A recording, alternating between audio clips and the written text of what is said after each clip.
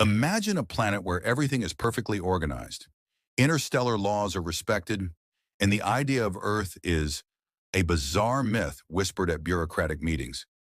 Now imagine that same planet greenlighting a reality show without telling the contestants it is a reality show. Welcome to Surviving Earth. The galaxy's most unpredictable social experiment just began, and no one, not even the aliens, knows what's coming. It all started with a bright flash in the orbit over Earth's southern hemisphere. A sleek silver pod plummeted through the clouds, humming with strange energy. Out popped six of the strangest beings this planet has never seen, and one mildly terrified human intern holding a clipboard. The aliens were told it was a diplomatic cultural exchange. In reality, every step they took was being filmed, analyzed, and live-streamed to 12 million galactic subscribers. First to emerge was Zarnok the Unblinking, a 7-foot-tall mantis-like philosopher from the mist swamps of Plarnax. He bowed to the trees, mistaking them for Earth elders, and declared he would find inner stillness in a Taco Bell parking lot. Next was Gleep, a shape-shifting blob with a talent for impersonating celebrities it had never met. It tried to mimic the host, accidentally turning into a mop. The mop was somehow more charismatic. Tula of Varn, a lizard-skinned warrior princess with anger issues and a love for heavy metal, refused to disarm upon arrival. She briefly challenged the moon to single combat. The producers were thrilled. Then came Dr. Yib Yob, an intellectual sponge with 6 tentacles and an allergy to irony. He immediately began cataloging insects, starting with the film crew. One camera was eaten. The footage was incredible. Flarn, an overly polite telepathic rock, rolled slowly down the ramp. He introduced himself to everyone individually, including a nearby trash can, a passing crow, and his own reflection. Finally, Merc, a paranoid squid creature who wore 12 hats stacked on his head for security, tiptoed out and whispered, "This is a trap." He was not entirely wrong. Hovering awkwardly between them stood Eli, the human intern accidentally included during the interplanetary paperwork mix-up. He smiled nervously and clutched his clipboard like it could protect him. The clipboard was already broadcasting live to every galactic device. The aliens were informed they'd be spending the next few weeks living as average Earthlings, engaging with local culture, customs, and society. What they weren't told, this wasn't a peaceful mission. This was a raiding stunt orchestrated by the Galactic Confederation's Entertainment Division. Earth had recently become the center of interstellar curiosity, and someone figured the best way to understand humans was to watch aliens try. Of course, the aliens had no clue. They were each given a fake backstory, a tracking bracelet, and a budget that barely covered gas station sushi. Their first challenge? Blend in. As they trudged across a small rural town, confused by traffic lights and pigeons, Eli tried to explain Earth basics. Clothing is not optional, pizza is not a religious artifact, and under no circumstances should you lick the electrical outlets. Zarnok licked one anyway, twice. Meanwhile, in a hidden control room orbiting above, galactic producers monitored everything. One turned to another and muttered, "Do you think they'll figure it out?" The other replied, "Eventually." Hopefully not before episode 5. Back on Earth, the aliens set up camp in what they believed was a sacred Earth structure, an abandoned strip mall next to a bowling alley. Tula mistook the mannequins in a thrift store window for frozen Earth nobles and saluted.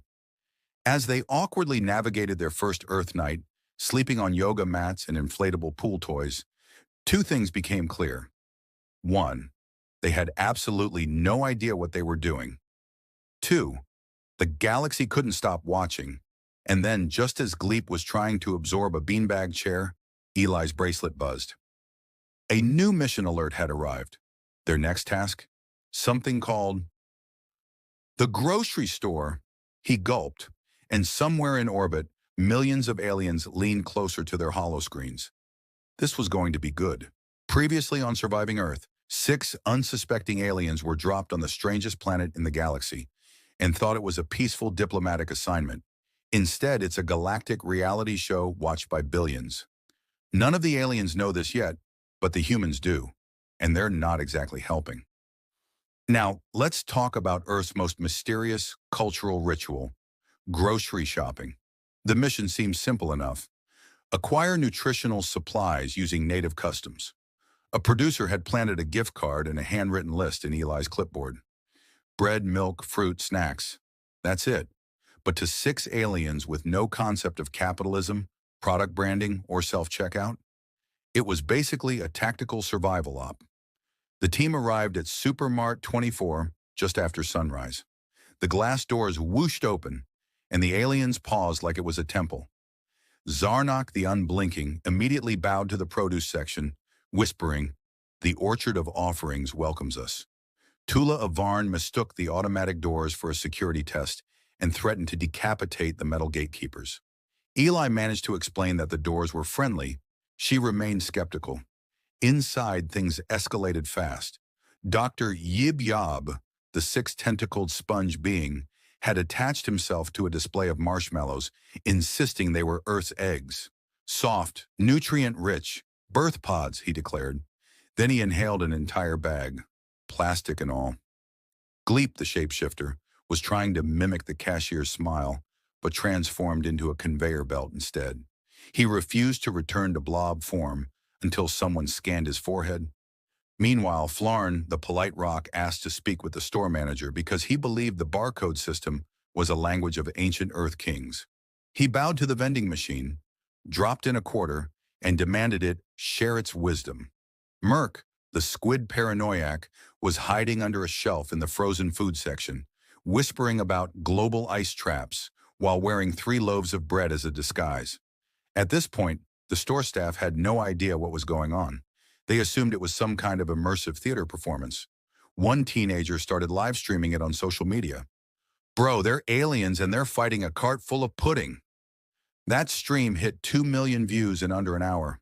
The climax came when Tula, confused by the snack aisle, mistook a jar of pickles for a captured warrior spirit. She shattered it mid-scream, slipped on the brine, and accidentally speared a tower of cereal boxes with her ceremonial blade. "The spirit is free now," she yelled. The CCTV footage would later win 3 Interstellar Comedy Awards. Meanwhile, Eli, somehow still pretending to be in charge, attempted to pay with the gift card. The cashier looked at him, the carnage behind him, and the pile of pickled merchandise being worshipped by Zarnak, and just blinked. "You guys filming something?" Eli gave a tight smile. "Cultural outreach." And then, buzz. The tracking bracelets lit up. A new alert. "Congratulations. You've completed Mission 2, Human Market Behavior. Bonus awarded for creativity.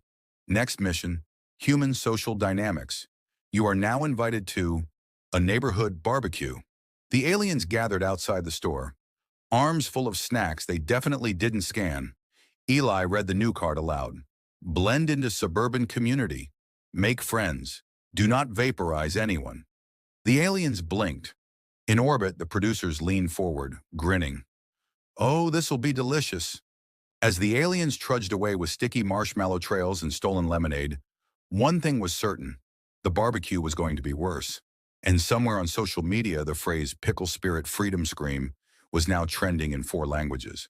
Last time on Surviving Earth, 6 aliens barely survived Earth's deadliest trial: grocery shopping.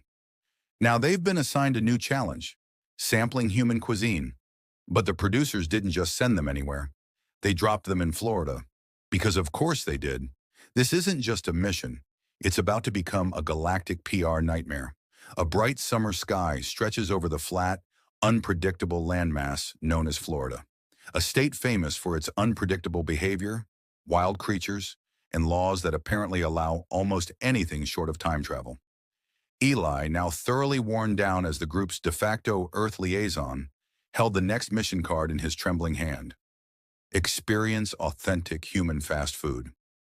Blend in. Do not incite attention.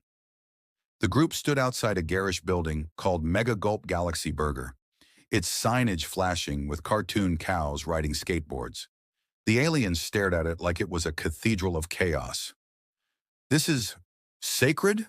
Zarnak asked, his eye stalks twitching. "No," Eli muttered. "It's Florida." Inside, the aliens encountered every Earth smell at once: meat, sugar, fryer oil, cleaning spray, and what Gleep later described as burnt cloud. Dr. Yib Yob mistook the napkin dispenser for an aggressive paper creature and tried to neutralize it with honey mustard. Tula challenged the soda fountain to a duel, but things truly unraveled when Merc, the hyper-paranoid squid alien, noticed the giant alligator statue near the kids' play area. His threat sensors spiked. "Land dragon, apex predator, challenge accepted," Eli shouted. "It's a decoration." Too late. Merc slithered out the front doors at top speed. That's when Florida happened. Across the street was a small pond. In that pond was a real alligator. An older gentleman was feeding it leftover fries. Merc assumed this was a ritual. Within seconds, he had launched himself onto the gator's back, screaming something in ancient Glorbian. The gator, unimpressed, took a few lazy steps and ignored him completely, which made the tourists start filming. "Dude's in a rubber alien suit riding a gator," one said. "Oh my God, Florida man strikes again." By the time Eli arrived, breathless, the gator had wandered into a parking lot, Merc still clinging to it with dramatic flair. A child asked for a selfie. Someone handed Merc sunglasses. The live stream hit 7 million viewers. Within minutes, number Alien Gator Boy was trending. A Florida-based rapper released a diss track and a remix. Local news showed up. Merc was offered a sponsorship deal by an energy drink company before he even got off the reptile. Meanwhile, inside the Mega Gulp Galaxy burger, Zarnock was still chewing a ketchup packet, thinking it was liquid power essence. Gleep had turned into a chicken nugget for reasons no one understood. Tula returned from the bathroom, confused and angry. "Why does this place store water and porcelain thrones?" she demanded. Back in orbit, the Galactic Confederation's viewership tripled. The show was now officially the most watched program in 37 star systems. Sponsors flooded in. Merchandising began. But the twist? None of the aliens knew. To them, this was still an important diplomatic mission. Eli tried to keep the group focused. "All right, let's debrief, get the data, and prepare for the next mission." Quietly this time. Just then, Merc was approached by a human in aviators who asked if he'd be interested in riding an airboat with a python next week. Merc nodded solemnly. Earth trials never end. The team boarded a rideshare van. A sticker on the window read, "Keep Florida weird." Zarnock whispered, "It already is." And the alert on Eli's wrist lit up again. "Next mission, survive suburbia. You're going to a human sleepover." Eli groaned. "What's a sleepover?" From the back, Gleep answered, now shaped like a fuzzy blanket. "I think it involves snacks and emotional vulnerability." This show was far from over. Previously on Surviving Earth, Merc rode a live gator, became a Florida meme legend, and unknowingly jump-started a billion-credit franchise.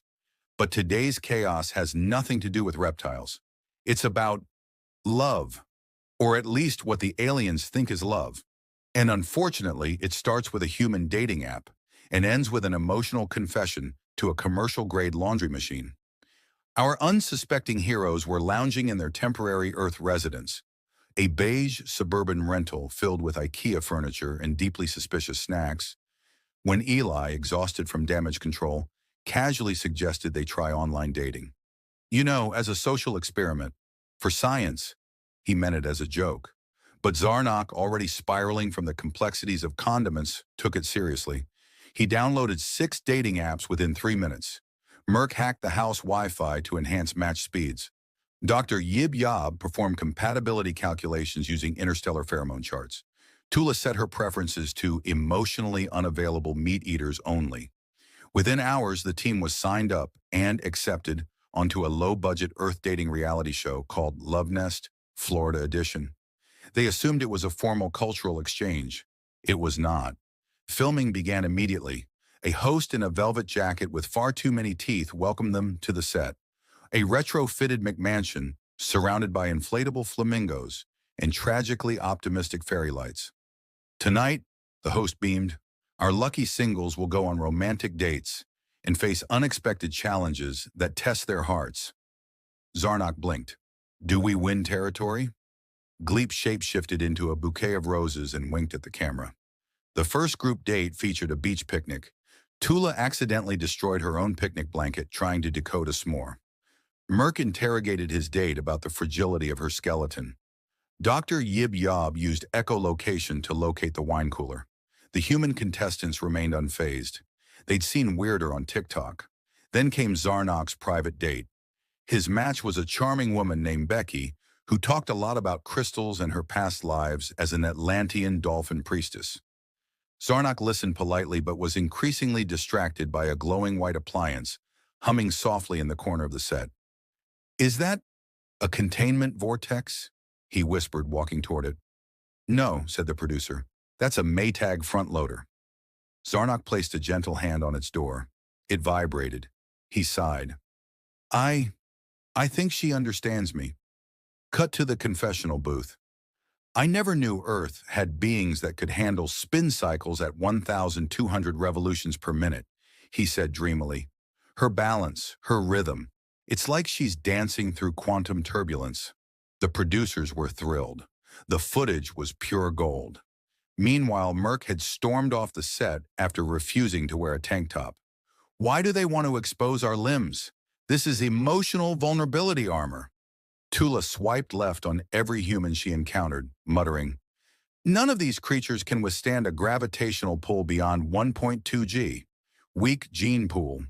But Zarnok's subplot was a hit. Viewers across the galaxy tuned in to see the slow-burning romance unfold between him and the washing machine, which he had lovingly named Whirla. When a producer tried to replace it with a dryer for variety, Zarnok staged a protest. "You cannot replace her. She is uniquely oscillatory." The rest of the aliens grew suspicious. Eli found a hidden camera rig in a potted plant and finally realized they weren't just being filmed for the original Alien reality show. They had been double-booked into an Earth dating program. The twist? The Love Nest showrunner was in on the Alien production. It was all a cross-promotional stunt. But Eli knew they had to move quickly. "Guys," he said, pulling the team into a makeshift war room in the laundry room. Zarnok refused to leave Whirla's side. "We're in too deep. This isn't just dating. This is scripted chaos." Gleep bubbled anxiously. "Should we retreat?" Eli glanced at the next mission card slipped under the door. "Next objective. Attend a human wedding. Try not to start another interstellar incident." He sighed. "Too late for retreat. We ride this wave until it breaks." Zarnok leaned in close to Whirla and whispered, "When this is over, we'll start a cycle of our own." As the scene fades, a notification appears on the alien group tablet. Confirmed. Intergalactic broadcast ratings, record high, and Earth still had no idea. Previously on Surviving Earth, Zarnok found love in a laundry machine, Merck declared war on tank tops, and Dr. Yib Yob accidentally got engaged via breadstick gesture. But today, the aliens face something far more terrifying than human courtship rituals. Live performance under pressure.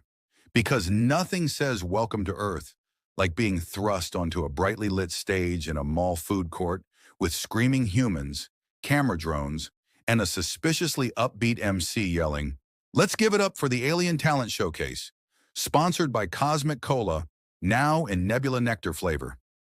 Yes, someone signed the aliens up for a local human talent contest. No, the aliens were not told this was optional. It all began when a marketing executive from Cosmic Cola saw Zarnok's emotional confession to the washing machine. She immediately pitched a cross-promotional campaign. "Let's make the aliens perform live. Humans love weird stuff." Within hours, the aliens were contractually obligated to appear in the Human Plus Alien Talent Jubilee, an event that included clog dancers, a yodeling teenager, and an elderly magician whose rabbit had legally retired. Eli, ever the handler, tried to explain.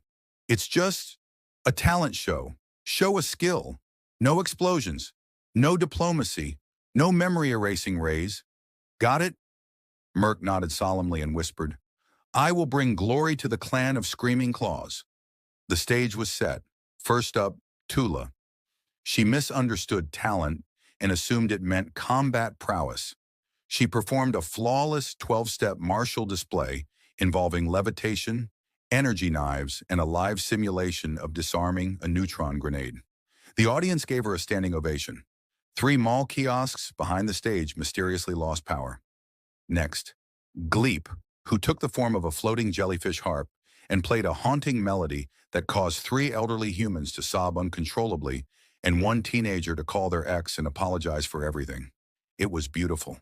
It was accidental. It also unlocked two new emotions in Gleep, who now insists on being called Gleeplonius. Then came Zarnok. His act, a duet with Whirla the washing machine. He rolled her onto stage. She beeped once. He sang in his native language, a vibration-based throat resonance, and Whirla spun in perfect sync. The result caused a temporary aurora above the food court and a spontaneous marriage proposal from a couple in line at Panda Express. The crowd was enraptured. The judges, confused but charmed, awarded him Most Unexpected Soul. Then came Merc. He stomped onto the stage with nothing but a can of cosmic cola. "Witness," he growled, "the ancient song of battle." He cracked open the soda, drank the entire can in one gulp, and let out a belch so powerful it disrupted two vending machines and caused a local pigeon to molt midair. The crowd went absolutely feral. Marketing executives screamed into walkie-talkies, "Bottle that! That's the new promo, Merc Blast, the flavor that hits back." They offered him a soda endorsement deal on the spot. Dr. Yib Yob, who had spent the entire rehearsal trying to invent a gravity-based yo-yo trick, panicked. His performance caused a brief local blackout, three reversed hairlines, and an unexplainable sense of optimism in a man who had given up on his podcast. Meanwhile, Eli sat backstage with his head in his hands. "This was supposed to be a quiet week," he muttered. "A talent show, a local event, no mimetic waves, no soft drink sponsorships, just one normal—" He was interrupted by a producer running in with an announcement. "Alien viewership is up 300%. Earth streaming is crashing. Gleeplonius is trending in 9 galaxies. And Merc just became the face of Cosmic Cola's new campaign across the Andromeda sector." Eli blinked. "Wait, are we accidentally winning?" But before he could enjoy the moment, another notification lit up the mission tablet. Next assignment: survive an influencer retreat in Los Angeles. Warning: high chance of exposure to cringe. Back on stage, Zarnok gently bowed beside Whirla. "We dedicate our art to the fusion cycle of love." The crowd cheered. Soda sales surged.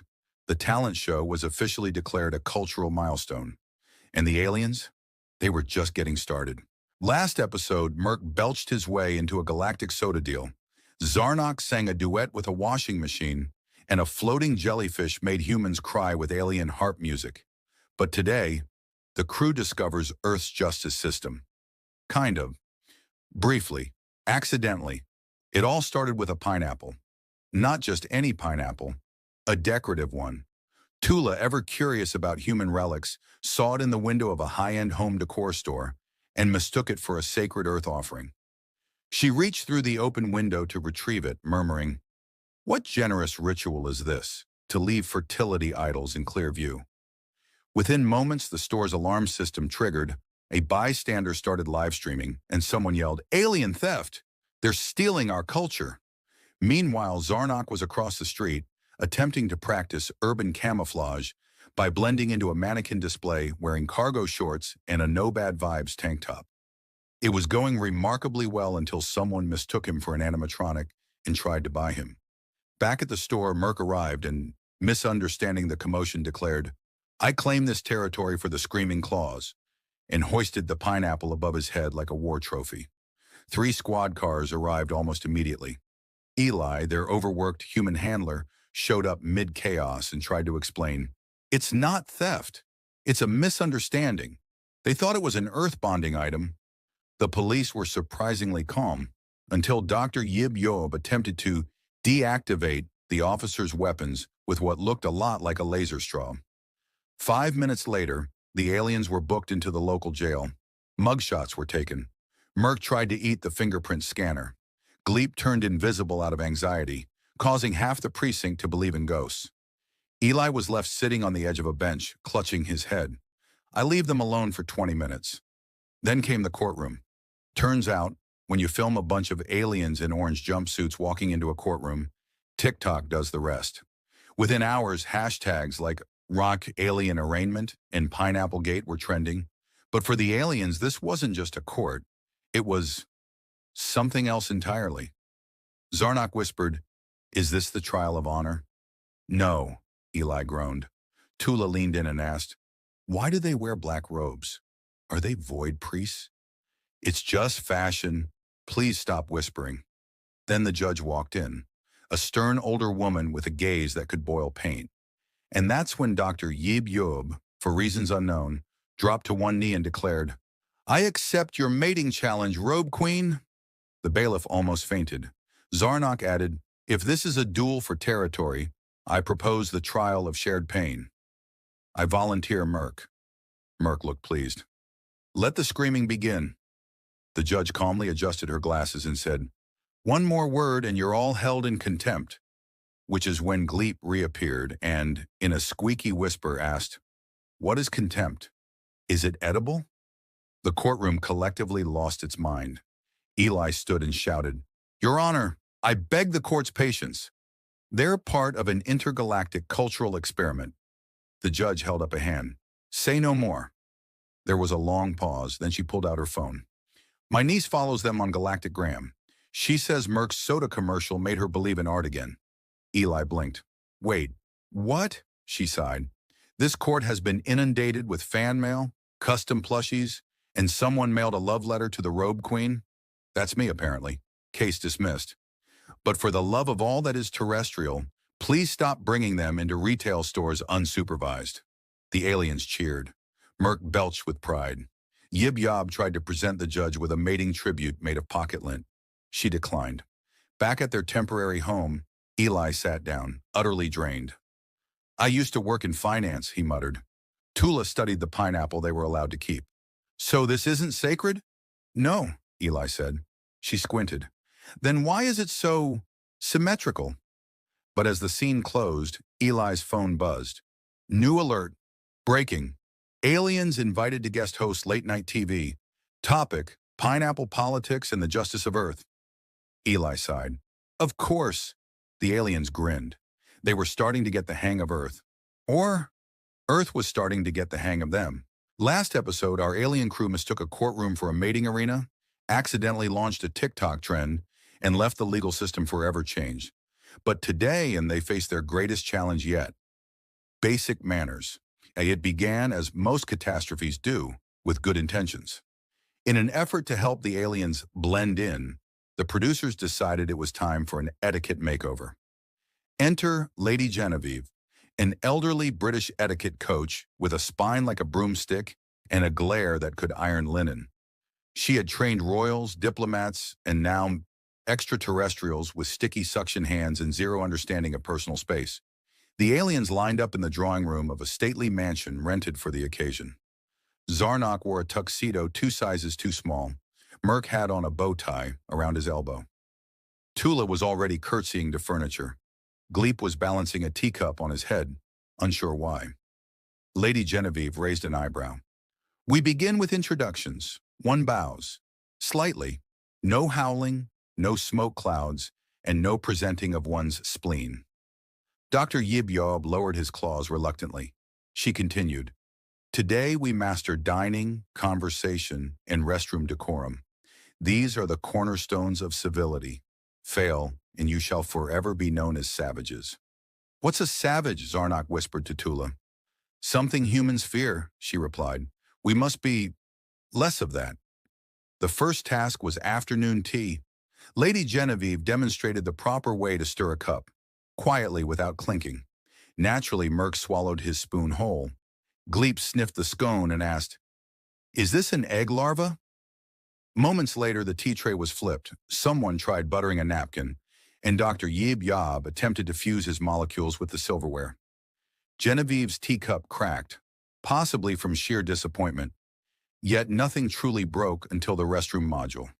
With a theatrical flourish, Lady Genevieve opened the ornate door and declared, "Now, the lavatory, a sanctuary of dignity. Observe, this is a bidet." A pause, the alien stared. "It is for hygiene," she explained. "A gentle spray, not a swimming pool, not a geyser, and absolutely not a teleportation device." Unfortunately, she had already said too much. Merc's eyes widened. "Teleportation?" Before Eli, watching from the control room, could shout, "No!" Merc bounded into the bathroom with his usual enthusiasm and slammed the door shut. Inside, Merc examined the porcelain mystery with reverence. So small, and yet so powerful. He sat. He pressed every button. He hit the pressure dial marked intense. What followed was a blast of water, a shriek, and then a detonation-level geyser that sent Merc crashing through the ceiling in a splash of steam and confusion. The mansion's alarms went off, sprinklers activated. Lady Genevieve collapsed onto a fainting couch, muttering, "I'm not paid enough for this." Eli arrived on the scene with a towel and a fire extinguisher. "Merc," he sighed, "I told you." Toilets are not teleporters. "They are now," Merc said proudly, dripping wet and somehow holding a bar of soap shaped like Queen Elizabeth. Back in the drawing room, the rest of the aliens were attempting to apologize. Zarnok curtsied to a lamp. Tula wrote a poem about plumbing. Gleep, still wearing a teacup, tried to dry Merc with a tablecloth. Lady Genevieve finally stood. "You are disasters, but polite ones?" Zarnok asked hopefully. She blinked. "Well, you did thank the couch." Suddenly, a buzz from the producer's comms channel. Eli answered. "Emergency alert," said the voice. "Footage of Merc's toilet launch has gone viral. It's already being turned into a theme park ride in Japan. They're calling it the Porcelain Portal." Eli didn't know whether to scream or pitch the ride himself. Lady Genevieve adjusted her pearls. "Perhaps etiquette is overrated." As the aliens practiced their bows, half of which looked like accidental yoga poses, Eli sighed and muttered, "Well, at least no one got arrested this time." But then Gleep asked, "What's next week's lesson?" Tula answered, "I believe dancing." Eli paled. Somewhere a disco ball trembled in fear. Last episode, a bidet became a launch pad, and a Martian accidentally invented luxury plumbing-based teleportation. But that wasn't even the biggest headline. Today, things spiral. Fast. It starts with a whisper, just a trickle of attention. The aliens' footage from the past few weeks is quietly uploaded across Earth's networks, meant for secret galactic confederation testing and diplomatic analysis. But somewhere between a Florida gator ride, a singing lava monster, and a bidet explosion, the footage leaks, or rather, explodes. The world goes wild. Martian makeover trends worldwide after Zarnok's failed attempt at human fashion is mistaken for avant-garde streetwear. Merc becomes an honorary Floridian. Gleep's etiquette class collapse is turned into a GIF used to express everything from job rejection to bad Tinder dates. Even the washing machine romance from episode 4 gets a fan fiction sub-community. But this isn't just Earth laughing. Somewhere in the Andromeda sector, on a leisure moon, interstellar fans are glued to their screens. Aliens who've never even seen a banana are now buying banana hats to copy Tula's fruit diplomacy scene. A desert species in the Delta Vortex is reenacting the courtroom mating ritual, thinking it's an Earth tradition. And the show? Secret or not, it's now the biggest galactic media event since the Great Slime Parade of Gorlak 7. Eli and his team scramble to contain it. "What do you mean there's a theme park being built called Alien Encounter, the Bidet Experience?" Eli yells into a phone, pacing across the cramped production room. "And why are influencers showing up at the compound?" adds Juno, staring out the security feed where 3 TikTokers dressed as Zarnok, Merc, and Gleep are trying to sneak in through the garden, dressed as bushes. Across the compound, the aliens are noticing things. Zarnok sits on a couch, frowning at a magazine. "Why is there a cartoon of me holding a spatula and declaring war on salads?" Merc flips through a tablet. "Why am I trending in 6 galaxies under Gator King?" Tula looks up slowly. "Guys, why does this keep happening to us?" There's a strange collective pause. A realization flickers. "They know too much," whispers Gleep. "Earthlings are watching everything." Back in the production control room, Eli slams a button, dimming the studio windows and locking external doors. They weren't supposed to find out. This was supposed to be educational, cultural exchange. We were guiding them gently. "You mean manipulating them gently," Juno mutters. "We literally told one of them, A vending machine was a diplomacy test. Cut to Merc in the kitchen, still trying to barter with a soda machine, using shiny buttons from his own jumpsuit. Tension rises. The aliens begin acting differently. During dinner, they whisper among themselves. Gleep hides a spoon, just in case. Tula stares at her reflection in the microwave, unsure who she is anymore. Zarnok starts writing notes on napkins and hiding them under couch cushions. Later, when the team tries to hold a routine morning schedule meeting, no aliens show up. Their rooms are empty, beds untouched. Eli panics. They figured it out, he says. They know this is a show. Then comes the kicker. A message appears on the main production screen, scrawled in multiple languages, some human, some dripping in green goo font. It reads, "We request a meeting. You have 24 Earth hours, or the washing machine goes public." Eli blinks. They know about the hidden cameras. Juno chokes. And the confession booth. There's silence. And then a question hangs heavy in the air. What happens when the cast of your reality show realizes they're the entertainment and decide to flip the script?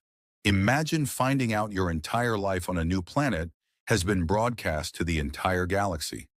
Every embarrassing moment, every cultural misunderstanding, every failed attempt to make toast. Now imagine realizing that you're the entertainment. That's exactly where our aliens find themselves. It begins with a strange broadcast interruption. The compound's walls flicker with projected light. The sky shifts colors like a mood ring having a breakdown. And suddenly, all 6 of the alien contestants are herded into the living room by a routine Earth emergency drill. Zarnok eyes the humans suspiciously. "Is this about the toaster again? I told you it attacked first." Eli steps forward, wearing a suit that's way too clean for someone who's been lying for months. "This is hard to explain," he begins, scratching the back of his neck.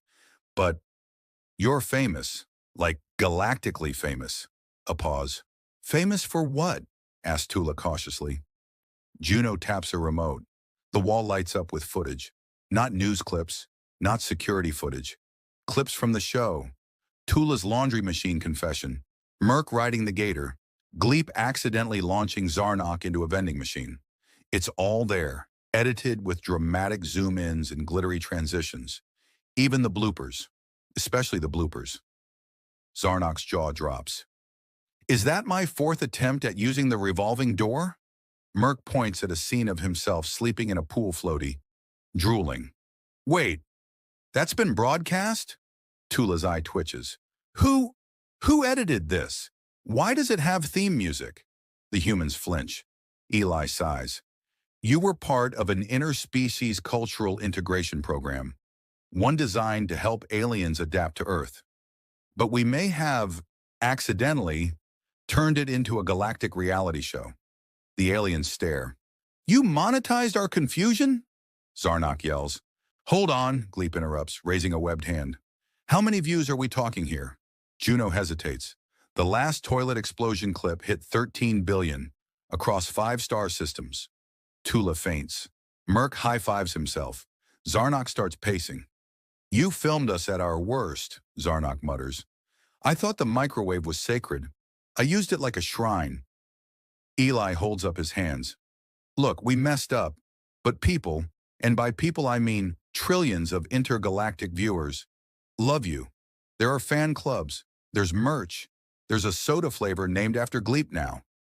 Gleep beams. "Wait, is it fizzy?" "Yes," says Juno. "It glows in the dark, too." Zarnok groans and slumps onto the couch. "This is humiliating. We're cosmic memes." "But also," Tula says slowly, sitting up, "we have fans." Eli nods. "Like, people made fan art of the washing machine saga?" She continues, her voice trembling. "More than people," Juno replies. "One fan recreated it in interpretive dance using plasma jellyfish." Merc scratches his head. "So, we were tricked, but now we're famous?" Zarnok scowls. "This is emotional manipulation." Eli gulps. "We're willing to make it right. Name your terms." A beat. Zarnok folds his arms. "We want a cut of the revenue. 50%. 75, Tula corrects, now fully back in charge. Gleep hops up. I want my own soda, Gleep Gloop Fizz, and a line of edible hats. Merc grins. Can I design my own wrestling league based on gator etiquette? The humans glance at each other. Eli shrugs. Honestly, yeah, that's all doable. But just when it seems like everyone's shaking hands and preparing merch logos, Tula leans forward, serious again. One condition, she says.